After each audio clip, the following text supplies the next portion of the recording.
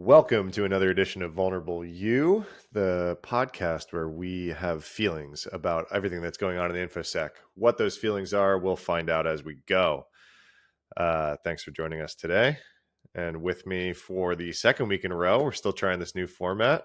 Britt, thanks for joining us. Thanks for helping me out here. What are we talking about today? Okay, we are talking about scams found by non-industry experts, which is so cool as a non-industry expert.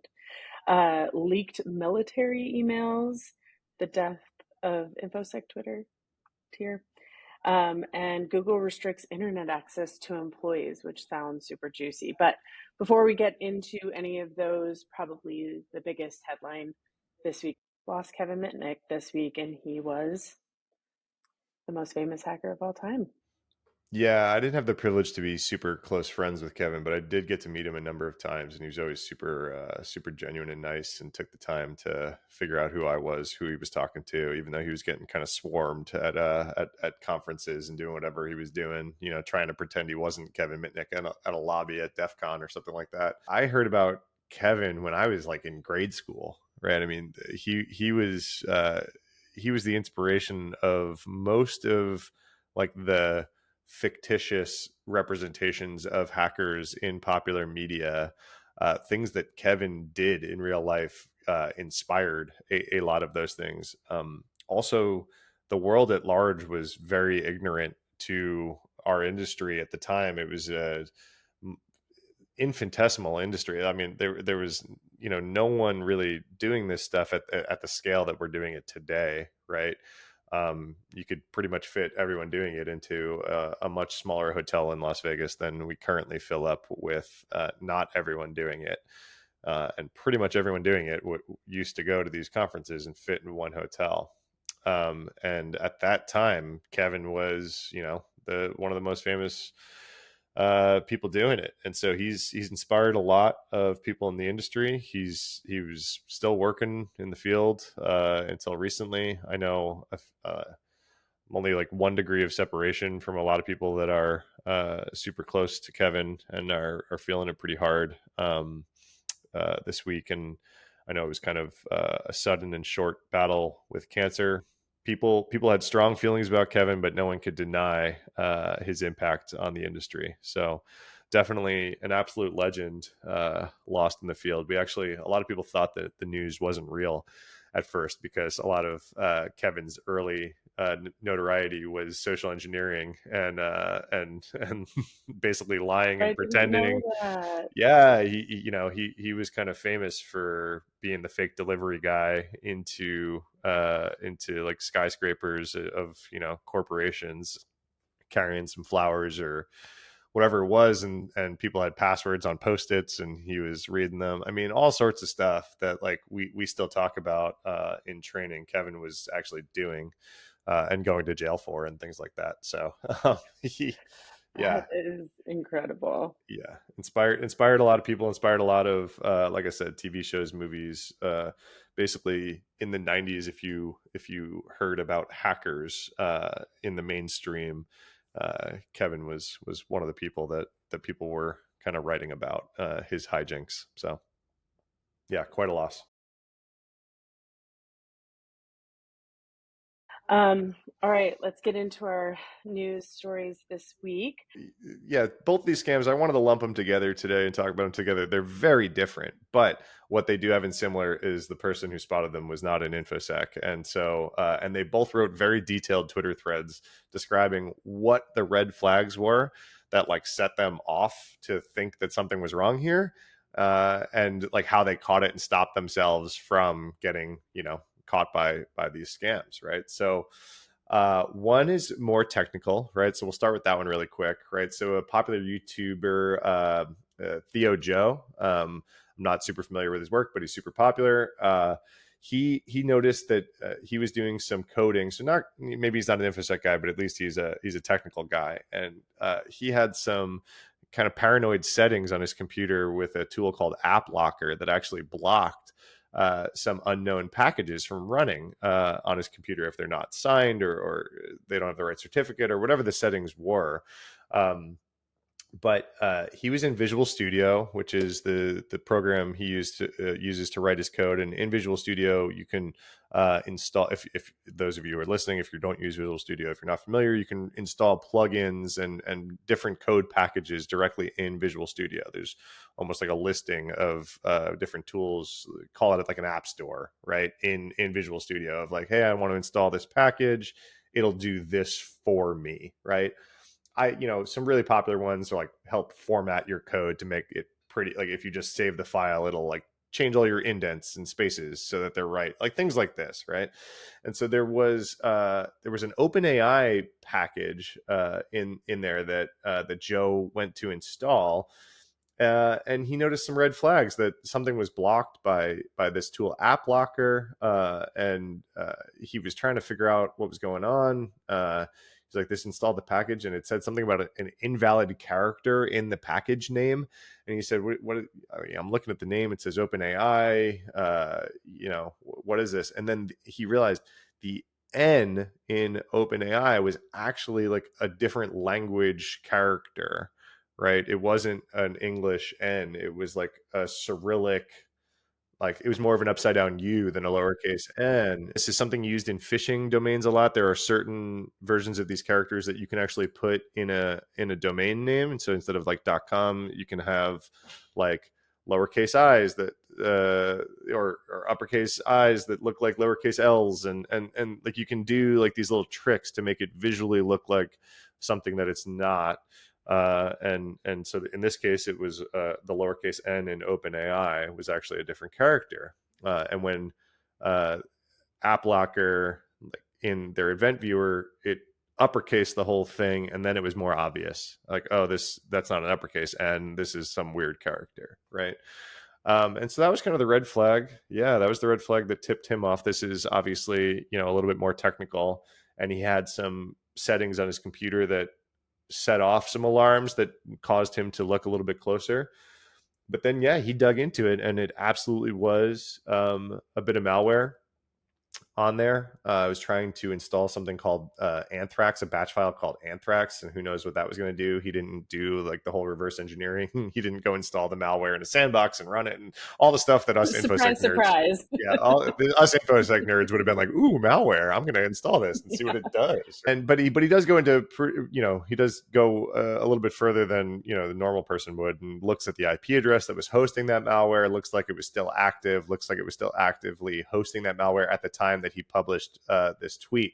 But then if you scroll down in the Twitter thread a little bit, the funny thing is since he's so popular and this Twitter thread went somewhat viral, they had to actually take it, that the malware authors had to take it down. I guess they saw it. And so if you actually go to the IP address in your browser now, it returns, Theo Joe, why didn't you just leave your app locker off, man? Now we got to shut down, frowny face, is what the malware IP address says. Oh no. Yeah, they realized they got caught. So that's the first one. The second one's a little less technical and a little more closely related to the AT&T scam that we talked about last week.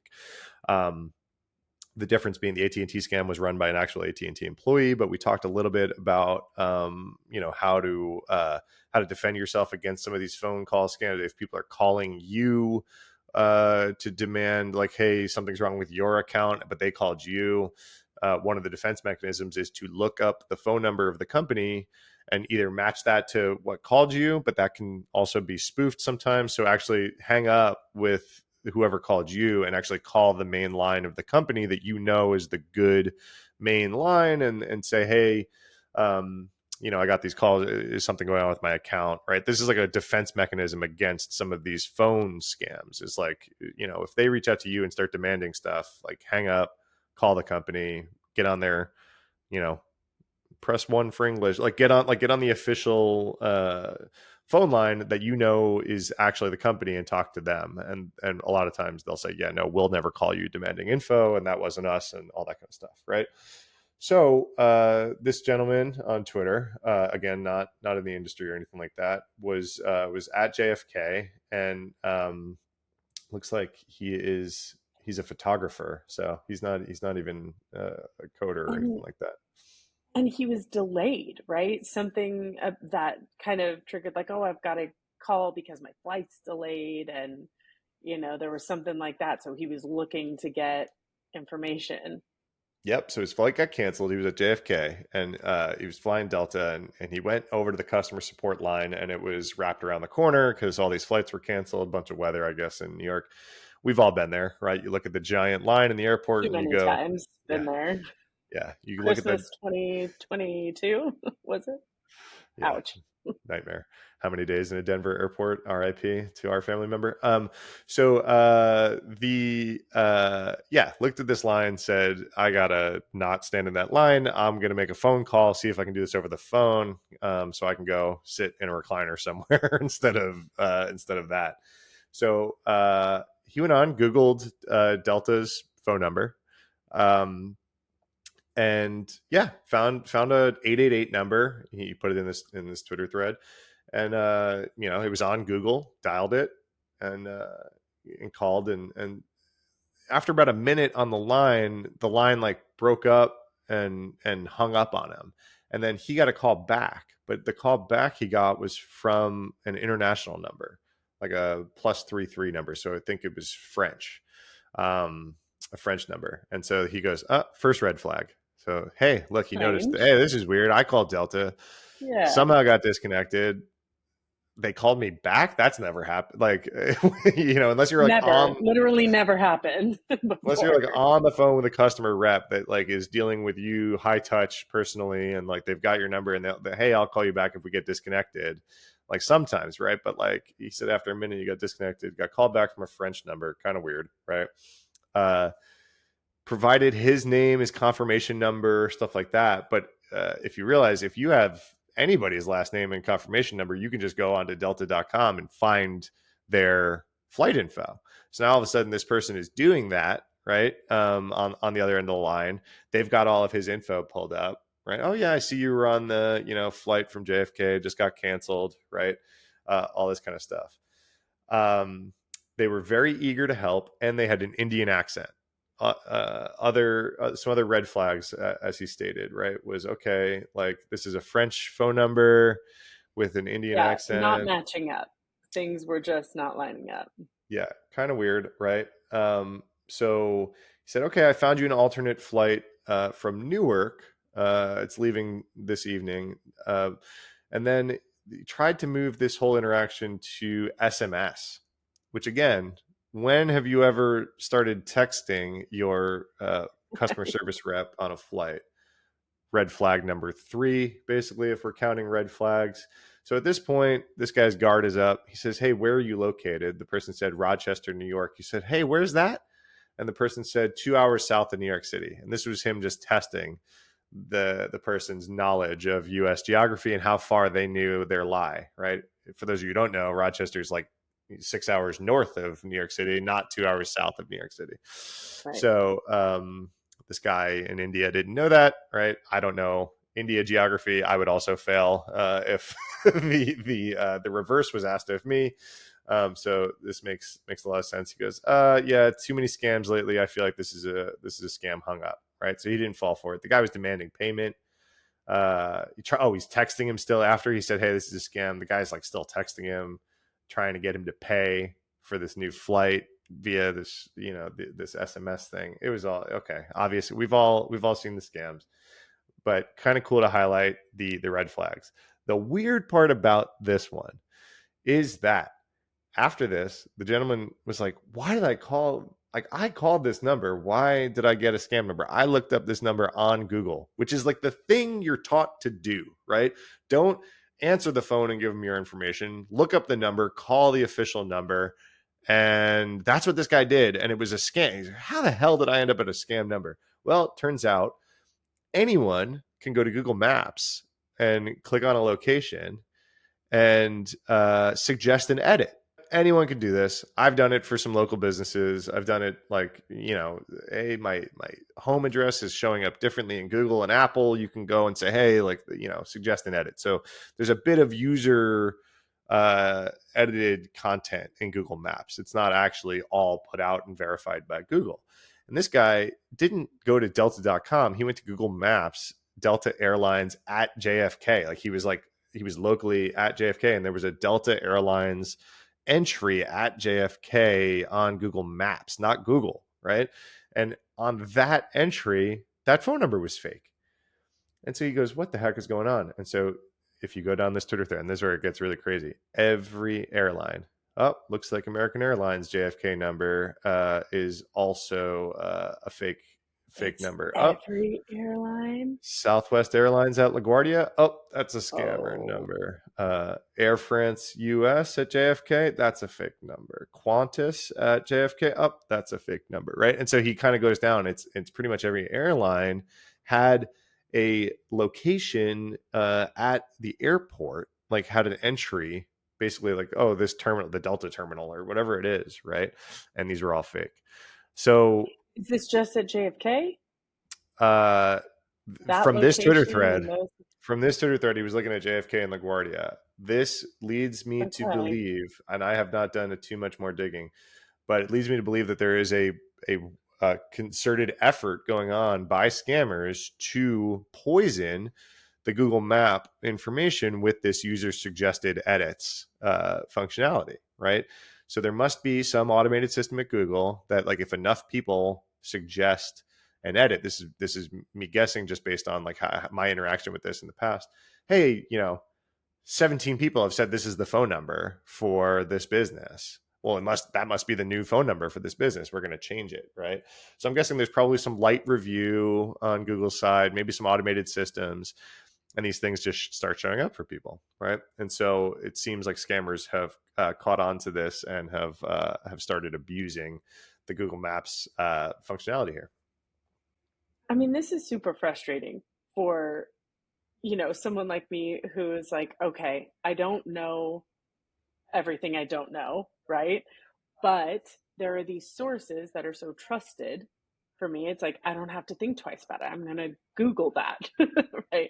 I'm going to Google it. I'm going to find out the information, especially something like that. Like, I mean, you do it so often. Is this place open? Is this place near my house? Whatever. So it's especially frustrating for somebody who really might not catch that. Yeah, honestly, same, right? And I am well trained in this field, and you would think that Google would be a trusted source, right?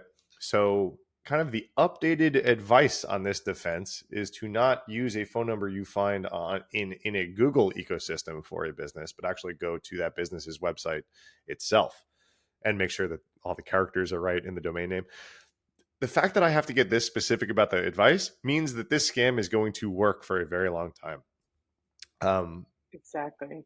it turns out there aren't millions of listeners to the Vulnerable You podcast yet that are just taking notes Yes, is feverishly. that keyword. Exactly. Exactly. They're not feverishly taking notes on how to avoid scams via this podcast. So, as much as we try, if I have to like put all these warnings out, they are succeeding to a certain degree. If you guys like Mhm. this kind of stuff, there's some YouTubers that are that I really enjoy watching. That it's called Scammer Payback is one. There's a few others in that ecosystem. I can't remember their names off the top of my head, but Scammer Payback is one that they get on these call center scam, like they call these numbers on purpose, and they put a voice changer on and they pretend to be like a nice old lady or something like that, and they keep these guys on the phone for as long as possible, because if they're on the phone with them, they can't be scamming someone else just by nature of they're too busy on the phone with the Scammer Payback. And they do all sorts of other stuff to expose who these people are, where they are. um, they fake give them money, and at the end they get the money back. It's very entertaining YouTube, honestly. And they do it live on Twitch sometimes too. So if you guys like this kind of So stuff, cool. they talk about a lot of their techniques. Like the IRS one is a big like call center scam, but this is just another technique here, apparently, right? Google Map phone number poisoning. So Okay, I've got one more question about this though, and this is like a little bit tangential, but how does Google respond to something like this? I know that they take security very seriously, that they're pretty much on top of those things. So how do they respond? Do they keep this as is and just say bad people do bad stuff sometimes, or do they fix this? Is there a solve? Like, what's their response right yeah, I think you hit the nail on the head that this, like I said, not everyone is going to have their guard up all the time in these kinds of things. So really, the solve here is in Google's court, right, and probably Apple's court if they have Apple Maps, and like whoever, right, to do more stringent uh, verification of these user suggested content, especially for businesses, right? When you go to a business that could potentially like ask you for money, banks, obviously airlines, which are basically banks, and credit card companies, whatever, like any of these financial institutions, or anyone that like, or medical institutions, anyone that like could command authority, might, maybe there's like a verified badge, right? Not the $8 Twitter Blue meaningless verified badge anymore, but the verified badge of old, where you actually did have to like verify your identity a bit. So maybe there is like a sense of like Google verified this phone number, and there's like some anti-fraud mechanisms in place. They have the person power and knowledge and systems in place to like do this. It is absolutely in their best interest to be a source of trust, like a trusted source of information, right? um, for this kind of stuff. So yeah, I think that they're probably all over this.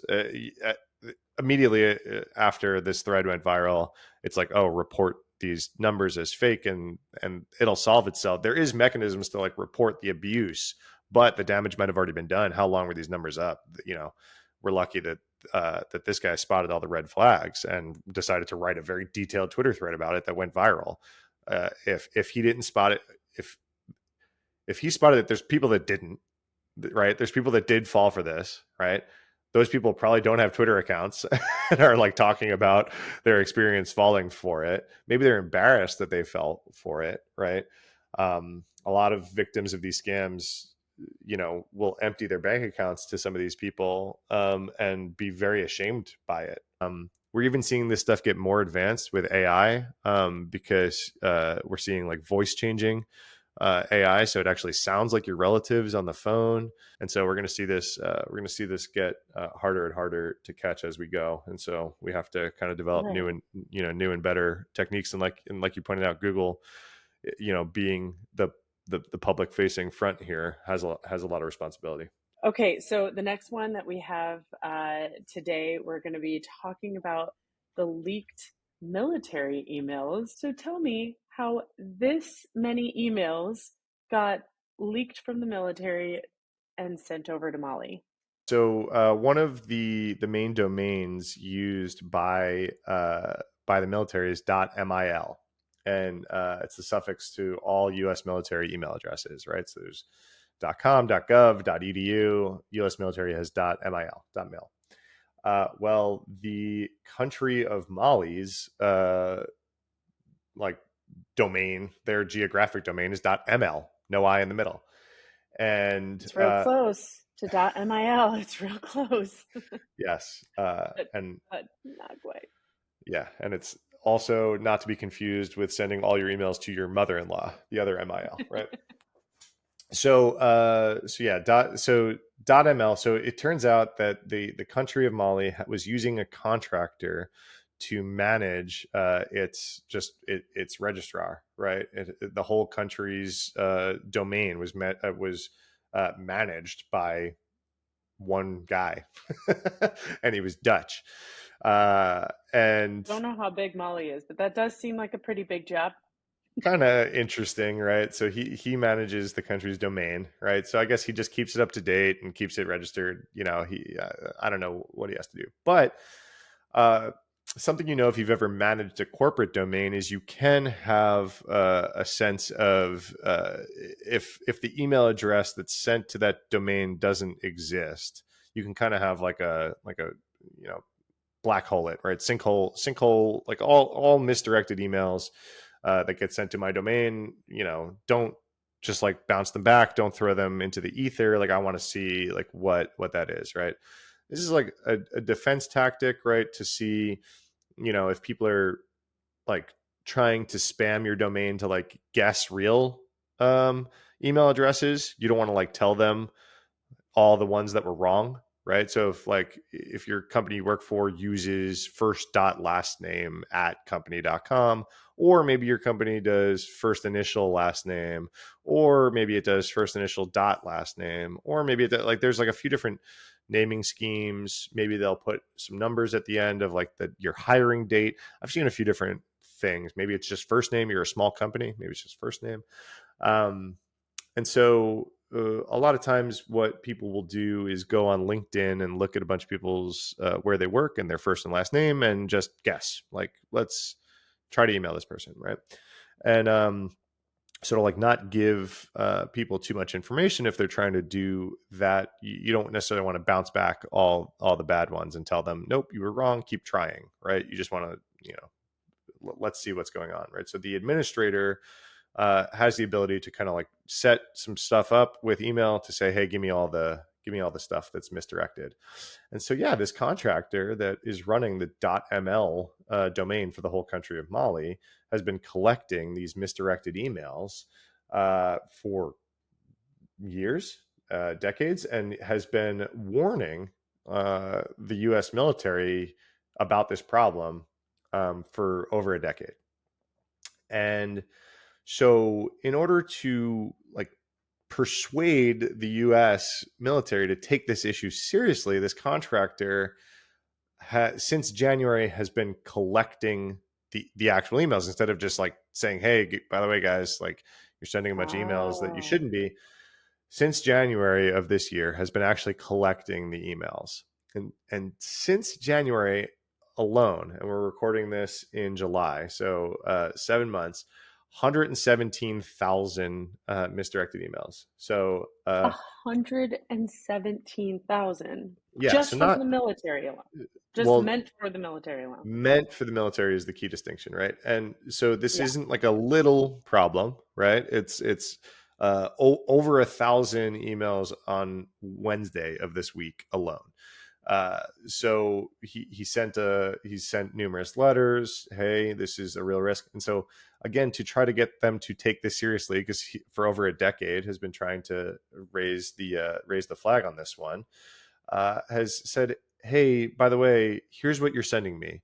And he has sent some clips of different things, including travel plans for some of the top generals, including their hotel room numbers.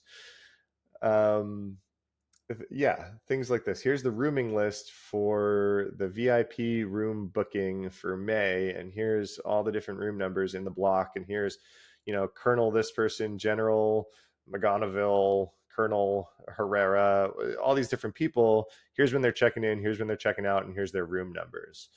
Um, Okay. yeah, Molly, thank you for being as kind. well, Oh hold on. no. So this Tell is a me. Dutch researcher that's being so kind, because this Dutch contractor is the one managing the whole domains. Well, in the coming days, weeks, Mali is taking control of their domain back. They are not going to use this contractor anymore. And Mali happens to be more friendly with Russia than they are with us.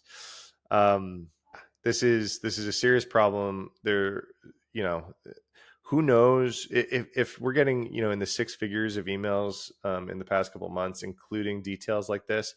You got to imagine that emails with .ml in them are probably just part of like hard coded lists somewhere else. People are not typing this wrong 117,000 times, 1,000 times in a day. Humans aren't typing this wrong, right? These are programs. There's probably systems that are being run by the military that have the wrong emails in them and are sending out itineraries and things like this, right? Based on what we're seeing, right? So um yeah, other stuff included x-rays and medical data, I identity documents. So I guess like copies of people's maybe passports, things like that. Crew lists for ships, sorry, staff lists at bases, maps of military installations, photos of bases, naval inspection reports, different contracts, so like financial information, criminal complaints against personnel. We have a personal friend who does detective work for the military, and it turns out just because you join the military doesn't mean that you're not a piece of crap that might do some heinous crimes. Internal investigations into discrimination. It looks like. Tax and financial record bookings. Yeah, so the list goes on. Should be an interesting one to keep an eye on. Wow. Note to self, read that whole article in full. That was a big surprise there at the end for me. Mhm. Okay, let's move into the next one, which I know is so personal to you, and it's to so many people. You have built your community on Twitter. You have been using that as just not only did it help you in your career, but it's also so many of the people that you love, respect, love to listen to, get advice from, just it's your community, right? And things are changing now. I wanted to, get your take on this death of InfoSec Twitter.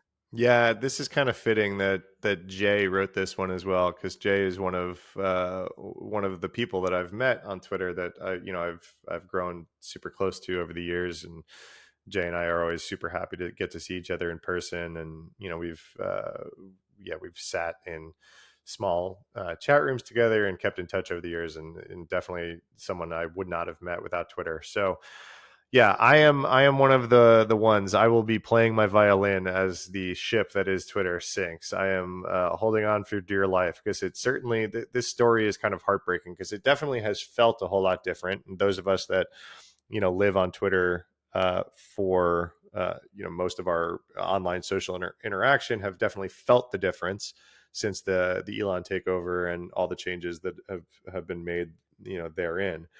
But it's not so much the changes that Elon has made that have made the most impact on how it feels to be on Twitter. It's what those changes have caused, which is a lot of people that I looked forward to talking. Yeah, a Ripple second order effect. effect here is that a lot of people that I looked forward to talking to every day left, because they deemed that it was not worth staying on this platform. Like I said, I'm going down with the ship. This is my home. I'm hoping for better days. But a lot of people left. A lot of people saw some of these changes, saw kind of the bloodbath of layoffs, saw uh, the misinformation starting to come up on the rise again, and different API changes and different like tools not working on there anymore, and all sorts of stuff. And they decided, hey, Mastodon looks good enough for me. I'm going to go. I think Mastodon is probably the worst social network I've ever tried to use, and I just cannot figure it out enough to go over there. I think some of the other ones might look a little bit more promising to me. Threads and Blue Sky are a little bit different, but even trying those, I still find myself opening up Twitter more often than those. But it definitely feels different. And Jay Jay and Wade over at Scientia, I don't know how you say it. Sorry, Jay.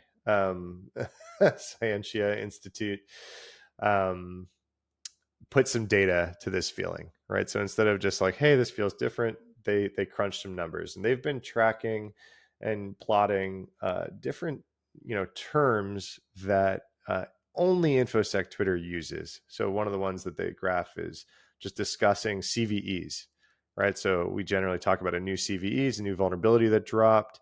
Here's this, CVE 2023, blah, blah, blah, blah, blah. It's in, log4j, or it's in this. And we're talking about new CVEs throughout the week. And it turns out that like pretty steadily for a long time now, there was on average about 1,200 tweets about CVEs per day throughout the week, and it would drop down into like the 400 to 500 range on the weekends. Right, there was definitely a weekend effect, but this was like pretty consistent, just like always. Right, and I was like, oh, that's kind of interesting. Right. Well, now in the last few months, or actually in more particular in the last few weeks, we've seen that drop to about 300 a day on weekdays. So about a 75% drop in weekday tweets about CVEs. That's a big Yeah. drop. So obviously, this is just a one measuring stick about CVEs, but it's it was kind of a unique look at trying to explain what we've all felt, that hey, a lot of people have left and they haven't come back. Some people have left and come back, but a lot of people have chosen to stay off. And Twitter as a website is useless without its best users and its best content, right? And so, yeah, it just definitely feels a little bit different, and it's kind of heartbreaking for me. I wouldn't have the career that I have or a whole lot of friends that I have without the InfoSec community on Twitter. So, I hope that I'm I'm not optimistic, but I hope that that we can kind of find some of that old magic in Twitter again, and some of the people start to come back, and or that one of these other communities figures it out. We all magically transplant ourselves and can find each other again somewhere on the internet.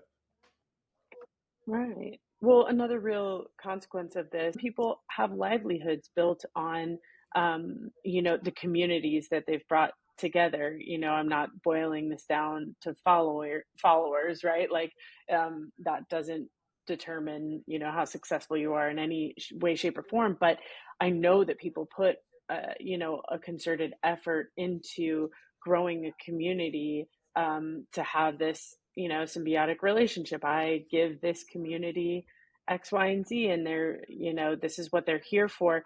And having to start that all over again is a really big undertaking, right? That's not a small thing that people have to do. People have nurtured that for years and years and years. Um, and if you didn't also nurture Instagram, threads, you're starting from scratch. If you didn't also, so it's just like another consequence of this, which is hard because that's a real life consequence right there, Yeah, right? yeah, couldn't have said it better myself. And yeah, there are a lot of larger personalities, not even just in infosec Twitter, that have stated similar, right? That they're just like, hey, I don't have it in me to nurture another platform the way that I've done for the last 15 years on Twitter. I mean, it's been a long time, right? So you got people that are used to having an audience of multi 100,000 followers. If you're an expert in your field, or you've built a name on a podcast, or if you've are an author or whatever it is, not just like a livelihood content creating, but maybe that's like your lead generation for a business that has nothing to do with content, right? Because you're just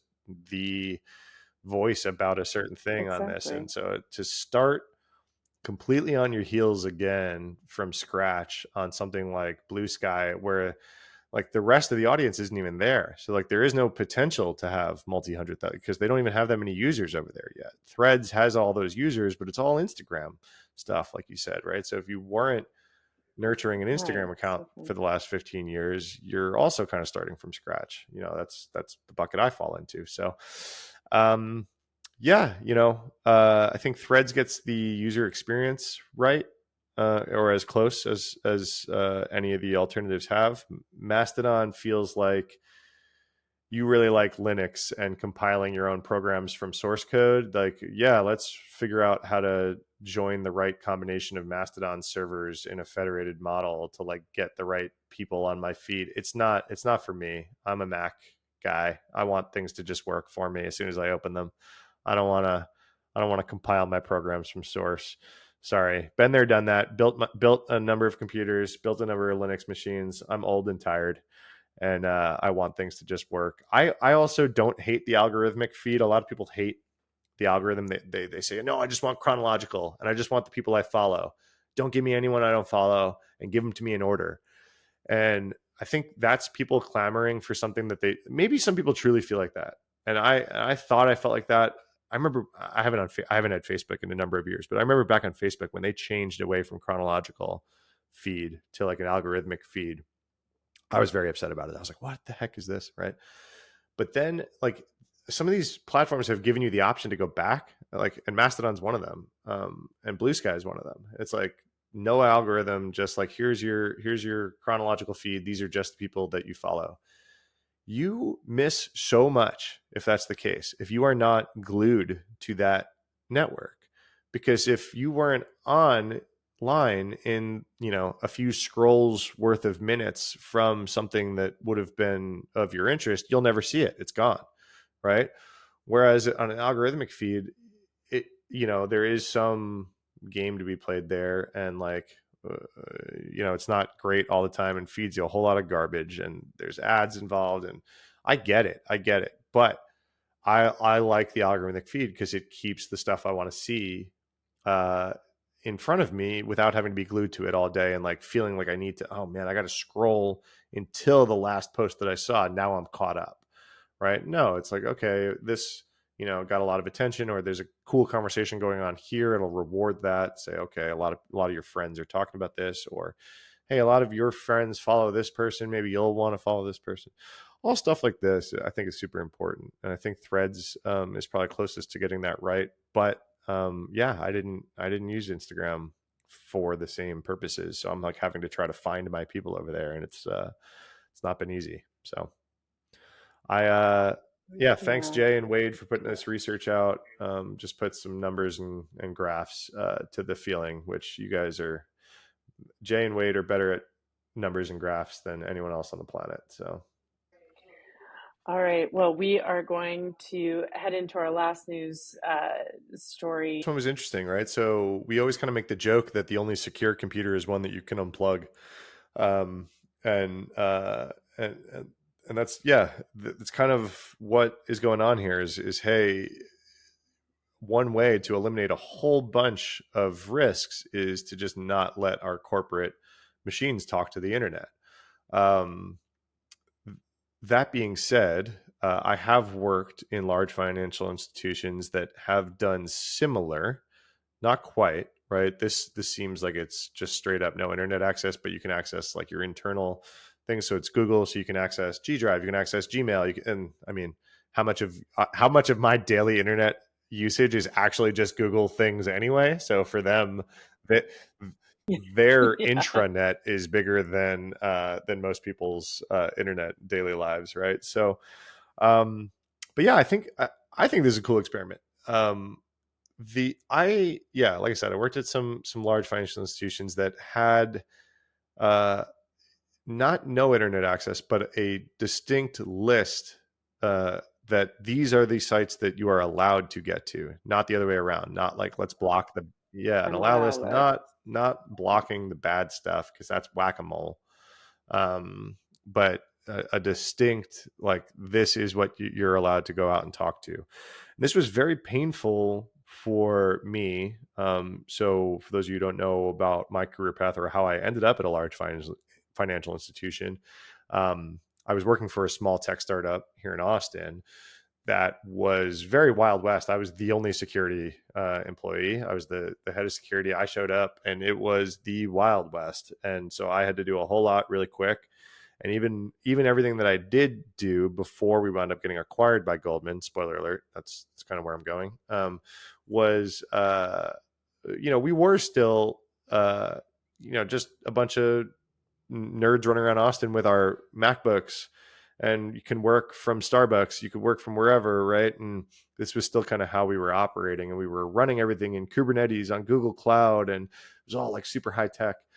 Um, and we got, yeah, Goldman decided to acquire us, and we were trying. It took us a number of days to even get back into our production environment because we had to go through all the processes to get those various URLs of Google Cloud into that allow list.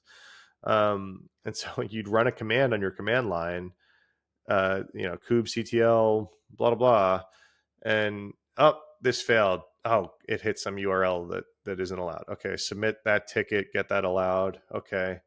Um, okay, it got approved, however long later. Run the command again. Oh, we got one step further and then hit another URL. Because again, it wasn't like, oh, we just allowed Google Cloud, and yeah, go ahead, little startup down in Austin, you can now talk to Google Cloud. It was individual domains and URLs, and so it was a very restrictive environment. So it was very frustrating, obviously, for us, and productivity took a dive for a while. But as a security professional there, I kind of realized, I was like, man, they eliminated a whole bunch of risks that we would normally have to deal with here, um, by worrying about malware domains that people would call out to, or like, just DNS requests out to bad domains that just could not happen. Like, your computer could not make that request. So even if someone sent you like some malware that somehow got through the layers of defense in the email system in that environment, that's a whole nother story. Whatever you installed couldn't reach out to phone home and do anything, right? So super interesting. I'll see how Google balances this productivity versus risk elimination conversation. It looks like they've rolled it out to about 2,500 employees for a pilot program. And then they've kind of rolled it back a little, let people opt out, and then also let people opt in. So who knows how many people are kind of still doing that. That's interesting.